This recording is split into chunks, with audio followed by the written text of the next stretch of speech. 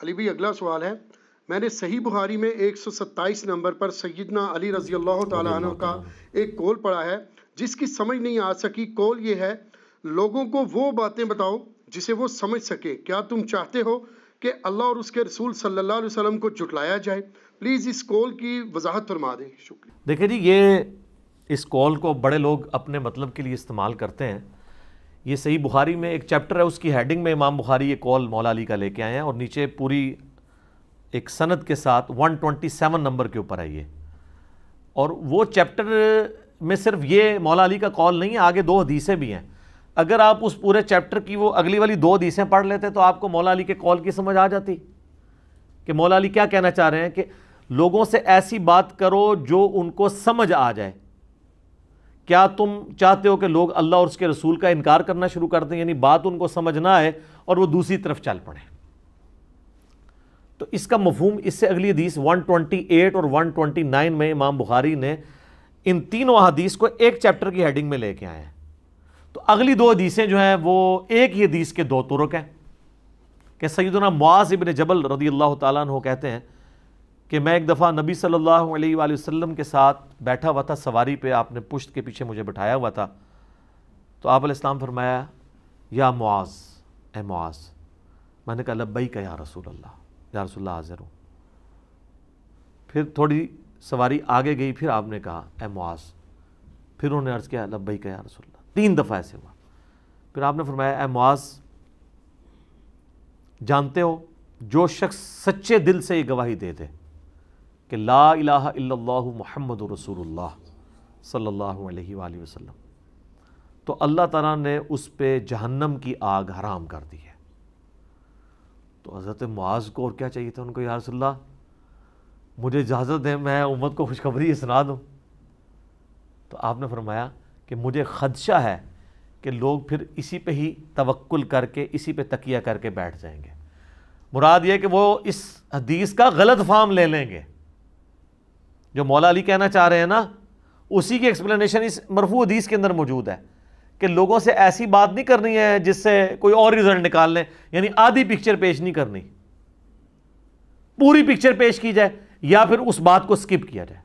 اچھا، اسی حدیث میں اینڈ پہ آتا ہے حضرت معاذ بن جبل نے اپنی موت کے دنوں میں یہ حدیث بیان کی، اس ڈر سے کہ مجھ پہ حق چھپانے کا گناہ کہیں اللہ تعالیٰ نہ فٹ کر دے۔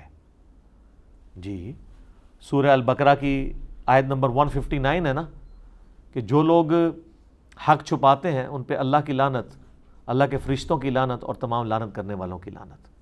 تو اس لعنت سے بچنے کے لیے معاذ بن جبل نے اپنی موت کے دنوں میں یہ حدیث کو بیان کر دیا۔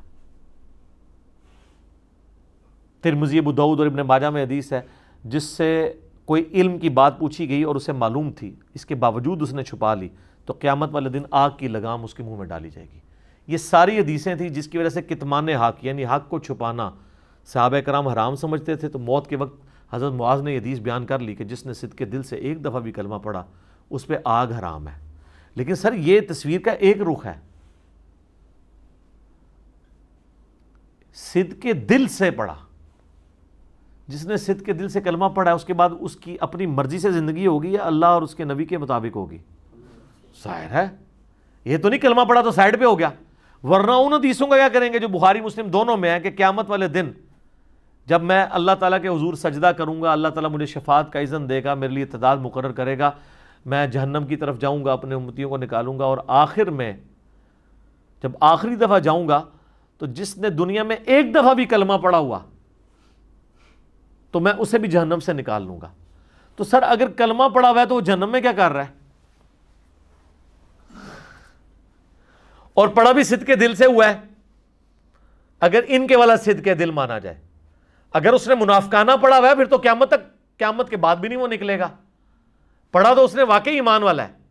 تو پھر صدق دل کا مطلب وہ نہیں جو یہ لے رہے ہیں، صدق دل سے مراد ہے واقعی پھر وہ انسان بھی بن گیا، کیونکہ اس کی ایکسپلینیشن دوسری حدیث میں ہے، وہ بھی معاذ بن جبل سے ہے، اس میں بھی اسی طرح کے الفاظ ہیں کہ وہ سواری کے پیچھے بیٹھے تھے، لبیک یا رسول اللہ انہوں نے کہا، اس میں الفاظ ہیں اے معاذ جانتے ہو کہ اللہ کا اپنے بندوں پر کیا حق ہے؟ کہا اللہ اور اس کا رسول بہتر جانتے ہیں۔ فرمایا اللہ کا اپنے بندوں پر یہ حق ہے کہ وہ اس کے ساتھ کسی کو شریک نہ ٹھہرائیں اور اسی کی عبادت کریں۔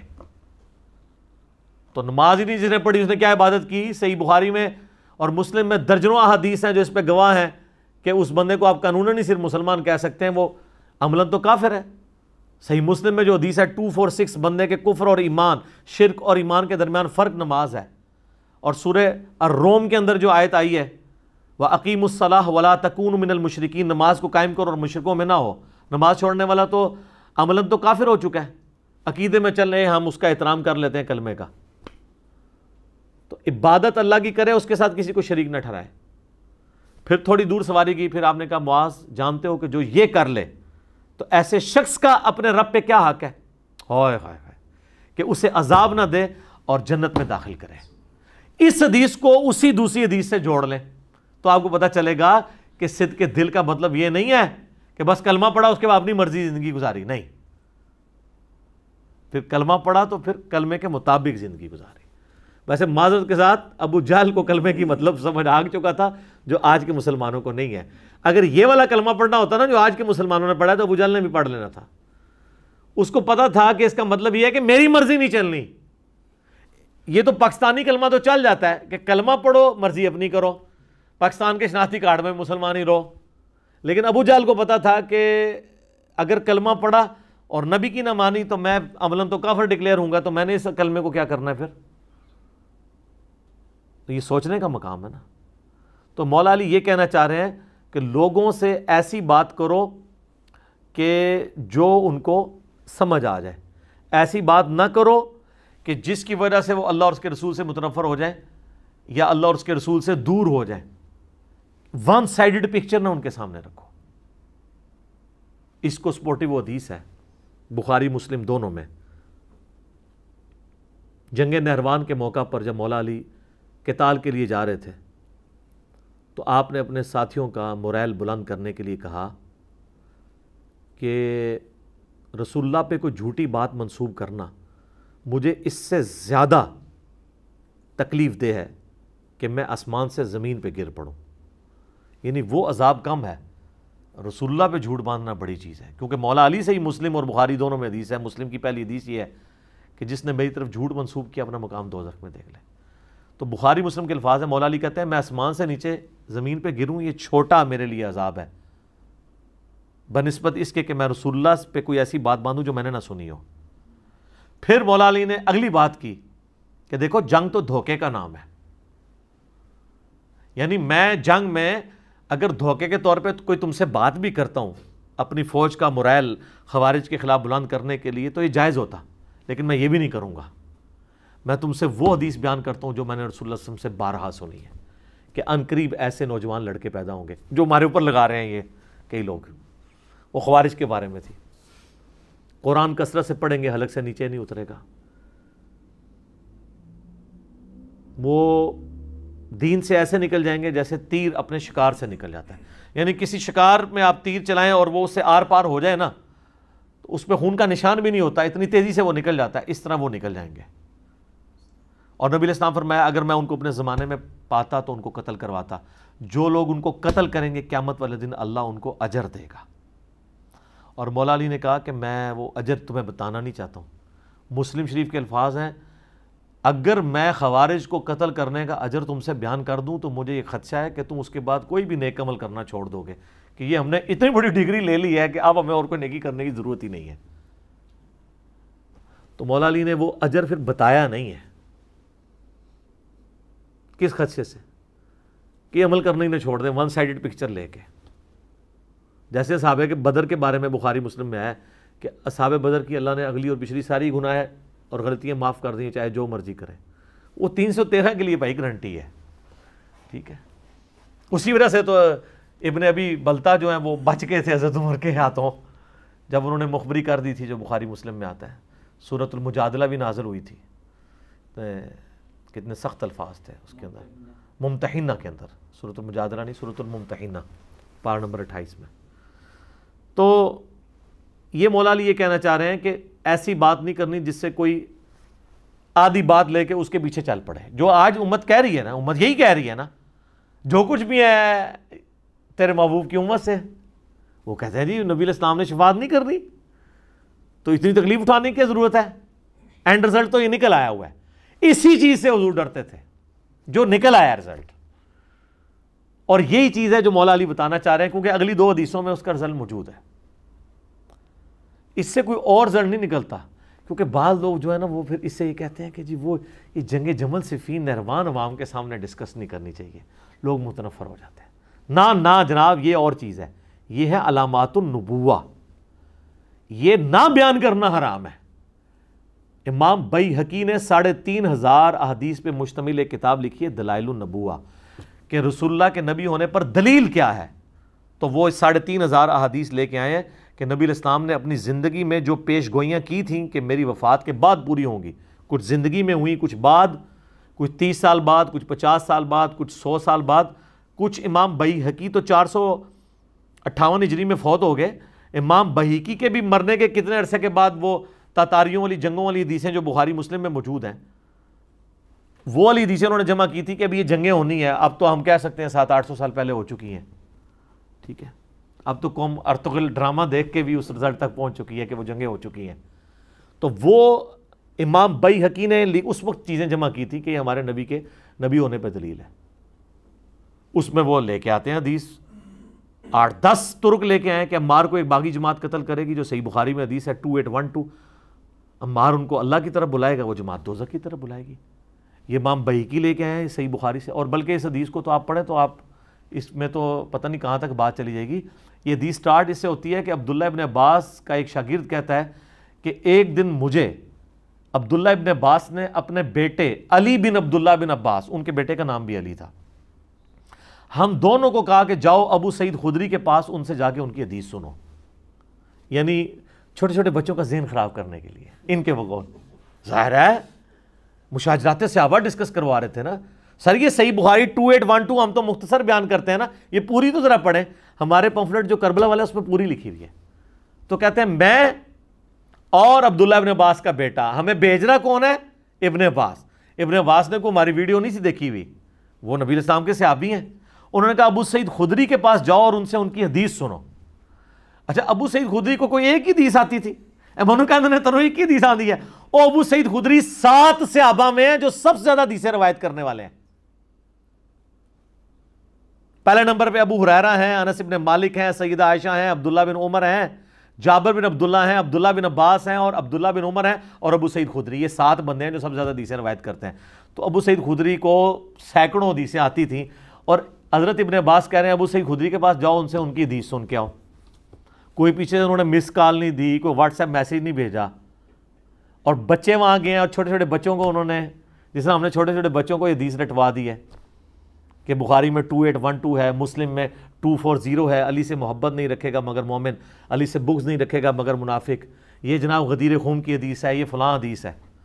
اچھا, وہ کہتے ہیں جب ہم گئے تو وہ اپنے کھیت میں کام کر رہے تھے, ہمیں دیکھا تو وہ آگے آ کے بیٹھ گئے.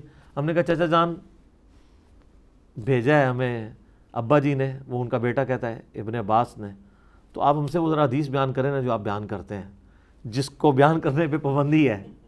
ٹھیک ہے, تو انہوں نے کہا کہ مسجد نبوی کی تعمیر ہو رہی تھی یا خندق کا موقع تھا, یہ دونوں مواقع پہ یہ چیز رپیٹ ہوئی ہے. باقی اصحاب جو ہیں وہ ایک ایک پتھر اٹھا کے لا رہے تھے, اور حضرت عمار ابن یاسر نے 2 پتھر اٹھائے ہوئے تھے. جسم گرد آلود تھا. نبی علیہ السلام نے اپنے مبارک ہاتھوں سے ان کے چہرے اور داڑھی سے مٹی کو صاف کیا اور کہا واہ عمار, افسوس عمار, یعنی تو دین کے لیے اتنی خدمت کر رہا ہے. سر تھوڑی خدمت ہے کہ اسلام کے پہلے شہید کون ہے؟ اسی عمار کے ماں اور باپ. یہ فضیلت کسی اور کو ملی ہے؟ سیدہ سمیہ والدہ اور یاسر ان کے والد. ابو جہل نے کس تکلیف کے ساتھ ان کو شہید کیا. عمر سیریز میں دیکھ لیں, انہوں نے وہ جو فلمایا نا وہ نہیں انسان دیکھ سکتا, حقیقت تو اس سے بہت زیادہ تلخ ہوگی. دا میسج فلم میں بھی فلمایا ہوا انہوں نے یہ سین. تو اسلام کے لیے اتنی خدمت, تجھے ایک افسوس ابن سمیہ, اے سمیہ کے بیٹے, تجھے ایک باغی جماعت قتل کرے گی. تو انہیں اللہ اور جنت کی طرف بلا رہا ہوگا, اور وہ جماعت تجھے دوزخ کی طرف بلا رہی ہوگی. تو یہ حدیث انہوں نے بیان کی, جس کو آپ کبھی مشاجرات صحابہ کہہ کے اس کے اوپر مٹی ڈالنا چاہتے ہیں, کبھی کچھ کہہ کے مٹی ڈالنا چاہتے ہیں. تو بلکہ وہ مجھے ایک دفعہ نا کچھ عرصہ پہلے میں ایک اہل حدیث مسجد میں گیا تو ایک مولانا نے مجھے بٹھا لیا، آپ مولا علی کے بڑے ماننے والے ہیں، میں آپ کو مولا علی کا ایک قول بتاتا ہوں۔ میں نے کہا جی بتائیں۔ یہی قول اس نے پیش کیا 127 صحیح بخاری سے کہ لوگوں سے وہ باتیں کیا کرو جو ان کو اچھی لگے، ایسی باتیں نہ کرو اللہ رسول سے متنفر ہو جائیں گے۔ میں نے کہا اللہ کے فضل سے ہم نے یہ باتیں کر کے تو لوگوں کو اللہ رسول کا چیتا بنا دیا ہے، متنفر تو کوئی نہیں ہوئے ہیں، اینڈ رزلٹ تو آپ کے سامنے ہے۔ آپ اللہ رسول سے متنفر ضرور ہو گئے، آپ اپنے ایمان کی فکر کریں۔ عام لوگ تو چیتے بن گئے ہیں، وہ کہتے ہیں یار واقعی دین کا یہ وہ پہلو تھا جو چھپا ہوا تھا۔ تو وہ کہہ رہے تھے کہ مولا علی کے قول کا، میں نے کہا مولا علی تو یہ مولا علی نے قول کیوں بیان کرنا ہے؟ مولا علی تو خود وکٹم تھے اس چیز کے، انہوں نے کیوں بیان کرنا ہے؟ وہ تو جب جنگ صفین کے لیے جا رہے ہیں تو سنن نسائی الکبریٰ آپ کھول کے دیکھ لیں، میں نے اپنے ریسرچ پیپر میں ڈالا ہے، وہ تو صحابہ کو جمع کر کے کہتے ہیں بتاؤ گواہی دو گے کہ غدیر خم پہ نبی علیہ السلام نے میرا ہاتھ بلند کر کے کہا تھا من کنت مولا فہذا علی مولا۔ غدیر خم کی حدیث وہ پبلکلی بیان کر رہے ہیں، 22 صحابہ نے کھڑے ہو کے کہا کہ ہم گواہی دیتے ہیں۔ ٹھیک ہے، ابو طفیل عامر بن واصلہ جو سب سے آخر میں فوت ہوئے ہیں 110 ہجری میں صحابی، ان کے بعد دنیا میں کوئی صحابی زندہ نہیں تھا، حضور کے بعد 100 سال زندہ رہے ہیں۔ وہ کہتے ہیں میں اس موقع پہ بیٹھا ہوا تھا سامنے، جب لوگ کھڑے ہو کے کہہ رہے ہیں جی ہم گواہی دیتے ہیں کہ آپ رسول اللہ نے کہا تھا من کنت مولا فہذا علی مولا ہو، اور علی سے محبت نہیں رکھے گا مگر مومن، علی سے بغض نہیں رکھے گا مگر منافق۔ کہتے ہیں میرے دل میں نا خیال آیا کہ ہو سکتا ہے یہ حضرت علی کے دبدبے کی وجہ سے یہ بس یہ نہیں ہم کہتے کہ کوئی بدگمانی نہیں۔ کہتے ہیں میں اس مجلس سے اٹھا اور میں نے کہا میں زید ابن ارقم سے پوچھتا ہوں، وہ سینئر صحابہ میں سے زید ابن ارقم کے پاس پہنچے تو زید ابن ارقم تو پہلے تیار بیٹھے ہیں، غدیر خم کی حدیث روایت ہی زید ابن ارقم نے کی ہے، مسلم شریف میں جو 4 حدیثیں ہیں 6225 سے لے کے 6228 تک، قرآن اور اہل بیت۔ ان کا چچا یہ مولا علی بیان کر رہے ہیں، ان کا بالکل میں بھی گواہی دیتا ہوں، میں اس مجلس میں موجود تھا، نبی علیہ السلام نے صحابہ سے عہد لیا تھا۔ تو مولا علی تو ان ساری چیزوں کو استعمال کرتے تھے لوگوں کو یہ چیز بتانے کے لیے کہ سچائی کیا ہے۔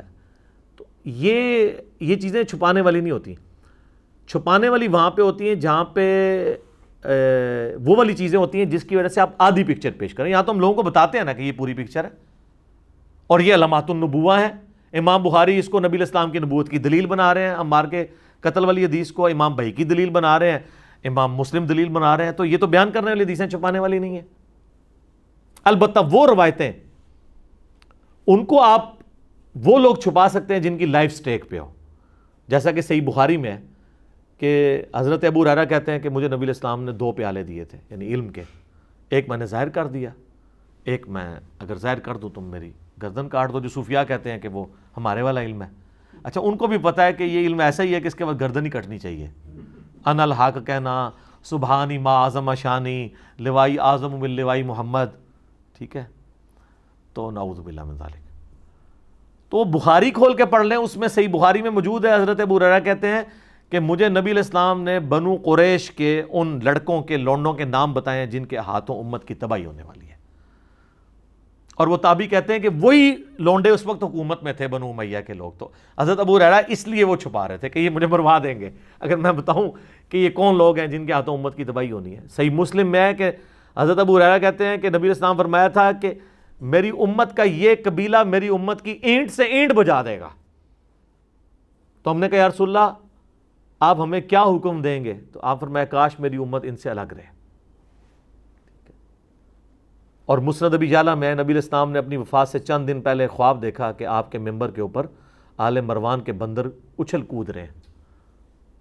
یہ وہ ساری حدیثیں ہیں جس کو البانی نے، زبیر زئی نے، شعیب ارنوت نے، سب نے صحیح کہا ہوا ہے۔ تو آپ علیہ السلام حضرت، اور اس ساری حدیثوں کے راوی بھی ابو ہریرہ ہیں۔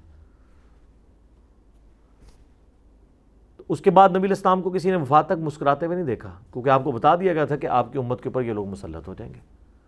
تو سر یہ چیزیں ایک بالکل ڈیفرنٹ ہیں، ان کو آپ ان چیزوں کے ساتھ لیٹ نہ کریں اور خام خواہ مطلب ان چیزوں کو دھکیلنے کی کوشش کرتے ہیں اور پھر عجیب و غریب قسم کے فتوے لگاتے ہیں اور پھر یہ کہتے ہیں کہ یہ لوگوں کو بتا دیتا ہے۔ یہ وہ ساری باتیں ہیں جو بخاری مسلم میں لکھی ہوئی ہیں، اب ان سے آپ جان نہیں چھڑا سکتے۔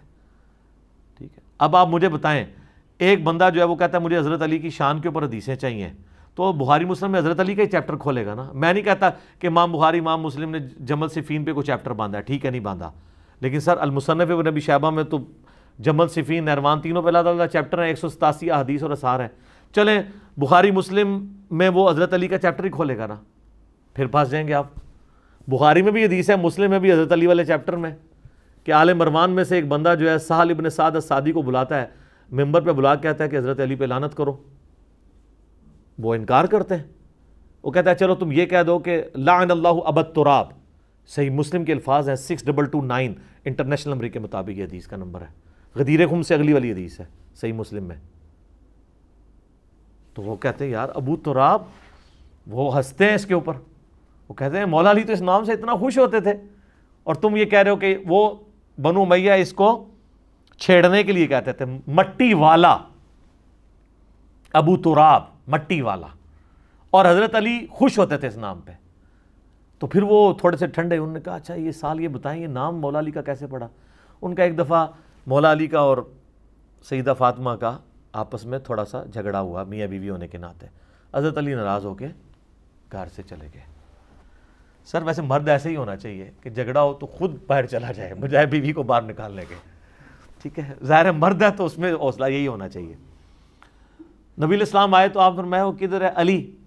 بلکہ آپ نے کہا کہ وہ تیرے چچا کا لڑکا کہاں پہ ہے. حالانکہ حضرت علی رشتے میں حضرت فاطمہ کے چچا لگتے ہیں، لیکن عرب ٹرمنالوجی میں چونکہ اب شادی ہو چکی تھی تو چچا کا لڑکا انہوں نے اس اعتبار سے کہا کہ کزن میرج کے پوائنٹ آف ویو سے. تو ان کا کہ اس طرح مجھ سے ناراض ہو کے چلے گئے. تو آپ نے پھر ایک صحابی کو روانہ کیا کہ دیکھو علی کدھر ہے. تو مولا علی مسجد میں لیٹے ہوئے تھے، تو انہوں نے آ کے خبر دی. اب یہ بھی ہو سکتا تھا حضور حکم فرما سکتے تھے بلاؤ اس کو، آپ خود چل کے گئے. ٹھیک ہے جی، اٹھایا جسم سے مٹی جھاڑی اور کہا اٹھ ابو تراب، اٹھ ابو تراب، اے مٹی میں لپٹنے والے اٹھ. تو حضرت علی نے اس دن سے اپنی کنیت ابو تراب رکھ لی. حالانکہ ابو الحسن آپ کی کنیت تھی، لیکن وہ خود اپنے آپ کو ابو تراب کہتے تھے، مٹی والا. تو اس طرح نام پڑا ہوا تھا. ان کا آل امیہ تم تو مٹی والا سمجھتے ہو حقیر ہے. جس طرح یہاں بھی ہم کسی کو کہتے ہیں کوئی مٹی والا ہو، کوئی مٹی ریڑے پہ لے کے جاتا ہو تو اس کو ایک لوگ حقیر نظر سے دیکھ رہے ہوتے ہیں نا. ان کا حضرت علی تو خوش ہوتے تھے اس نام سے.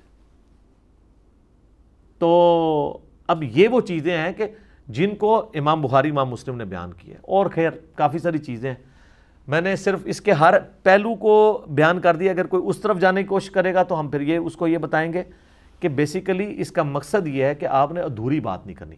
رہا آج کا میرے بھائی سوشل میڈیا کا دور، اب آپ کسی کو واک اوور نہیں دے سکتے، کیونکہ اب وہ جو باتیں میری پیدائش سے پہلے کی دنیا میں پچھلے 1200 سال سے جو 1300 سال سے جھگڑے چل رہے تھے یا کچھ 1400 سال سے، وہ تو میرے سے پہلے ہیں. میں نے تو نہیں آ کے جنگ جمل صفین نہروان کروائی. ٹھیک ہے، یہ جو بریلوی دیوبندی اہل حدیث شیعہ فرقے میں نے تو نہیں بنوائے. ہم تو آ کے ہارمونی پیدا کر رہے ہیں ان کے اندر کہ یار ایک دوسرے سے اختلاف رائے رکھو لیکن ایک دوسرے کے پیچھے نمازیں پڑھو. ٹھیک ہے، اور یہی سب سے بڑا ہمارا مقدس جرم ہے، کیونکہ یہ سب سے بڑا جرم یہ ہے کہ جب آپ کہیں گے ایک دوسرے کے پیچھے نمازیں پڑھو، اس کا مطلب پتہ کیا ہے؟ اس کا مطلب یہ ہے کہ چندہ جتنا مرضی دے دو، کوئی مسئلہ نہیں. اور پھر اس کا مطلب آگے یہ ہے کہ میرا چندہ کہیں اور بھی شفٹ ہو سکتا ہے. تو یہ آپ آگے کرالوڈیز بناتے جائیں، یہ کتنا خطرناک رزلٹ نکلتا ہے. یہ اگلے دن ایک بھائی نے ایک ویڈیو چڑھائی ہوئی تھی، تو وہ میں نے جب دیکھی نا تو وہ بیسیکلی تو میرے حق میں چڑھی ہوئی تھی. تو اس نے کہا کہ میں بتاتا ہوں علی مرزا کا سب سے بڑا جرم کیا ہے. میں کہ پتہ نہیں کون سا جرم. کہتا ہے سب سے بڑا جرم یہ کہتا ہے سب کے پیچھے نماز پڑھو، سارے مسلمان ہیں. یہی تو نہیں کہنا تھا. ویسے آپ کوئی ٹی وی میں آ کے کہیں گے کہ جی ہم سارے بڑا دل سے احترام کرتے ہیں، میں ان کی بڑی قدر کرتا ہوں. کوئی قدر نہیں کرتے. آپ جمعے کے خطبوں میں سن لیں جو کچھ کرتے ہیں. اور میں نے اس کا آسان فارمولہ دے دیا ہے کہ ان کے خوشنما چہرے سے آپ میک اپ اتار سکتے ہیں. صرف مجھے یہ لکھوا دیں کہ لکھ دیں کہ بریلوی لکھ دیں کہ ہم باقی فرقوں کو اگرچہ گمراہ سمجھتے ہیں لیکن ہمارے مسلمان بھائی ہیں، ایک نہ ایک دن یہ عذاب دوزخ بھگت کے ہمارے ساتھ ہی جنت میں ہوں گے. اور یہی دیوبندی لکھ دیں بریلویوں کے بارے میں، اہل حدیث ان دونوں کے بارے میں. ویسے کہتے ہیں نہیں جی ہم ان کو کافر نہیں کہتے. یہ ڈپلومیٹک جملے چھوڑ دیں. کافر آپ نے کیسے کہنا ہے؟ اندر ہونا ہے آپ نے کہہ کے. آپ یہ لکھ کے دیں کہ ہم ان کو کافر نہیں مانتے، ہم انہیں مومن مانتے ہیں. اور ساتھ یہ بھی لکھیں کہ اگر ہم یہ تقیتاً بول رہے ہیں تو اللہ تعالیٰ یعنی آپ اپنے بارے میں کہیں کہ آپ کی موت ایمان پہ نہ ہو اگر آپ یہ جھوٹ بول رہے ہیں. یہ سارا جملہ لکھ کے دیں اسٹامپ پیپر پہ, آپ ایک مولوی لے کے آئیں جو یہ لکھ کے دے دے آپ کو. اور اس پہ میں نے آپ کو اتنا بڑا انسینٹیو دے دیا ہے کہ جتنے مولوی لاتے جائیں اتنی ویڈیوز میری ڈیلیٹ کروا دیں, ایک مولوی کے بدلے ایک ویڈیو. چلیں آج ہم تھوڑا اور ریلیکس کر دیتے ہیں. جیسے اللہ تعالیٰ نے پہلے قرآن پاک میں کہا نا کہ قرآن جیسی کو کتاب لے آؤ, پھر اللہ تعالیٰ نے فرمایا کہ 10 صورتیں لے آؤ, پھر 3 صورتیں, اینڈ پہ کہا کوئی ایک صورت ہی لے آؤ. ہم دوسری طرف ریلیکس کر رہے ہیں. پہلے تو میں نے کہا تھا کہ ایک مولوی لے آئیں, ایک کے بدلے میں ایک ویڈیو ڈیلیٹ کروں گا.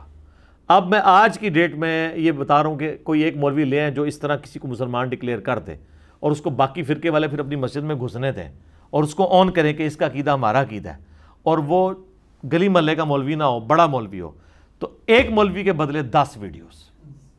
اور انشاءاللہ کچھ عرصے بعد یہ 10 کو میں 100 پہ لے کے جاؤں گا, 100 کے بعد 1000 پہ بھی لے جاؤں گا, کیونکہ مجھے اعتماد ہے کہ ایسا کوئی نہیں ہونا. جو ویڈیوز ان کے بزرگ نگاہ مار کے نہیں ڈیلیٹ کروا سکتے وہ ہم خود ہی ڈیلیٹ کر دیں گے انشاءاللہ. پرائیویٹائز بھی نہیں کریں گے, ڈیلیٹ کریں گے. تو ہمیں اعتماد ہے کہ ایسا کبھی بھی نہیں ہوگا. اور یہی چیز ہے کہ اصل میں ان کا یہ چہرہ ایکسپوز ہو گیا, ایک دوسرے کو مسلمان نہیں سمجھتے. اور اسی چیز کا ان کو غم ہے کہ ہماری یہ جو چھپی ہوئی تکفیری سوچ تھی یہ عیاں لوگوں پہ کیوں ہو گئی ہے.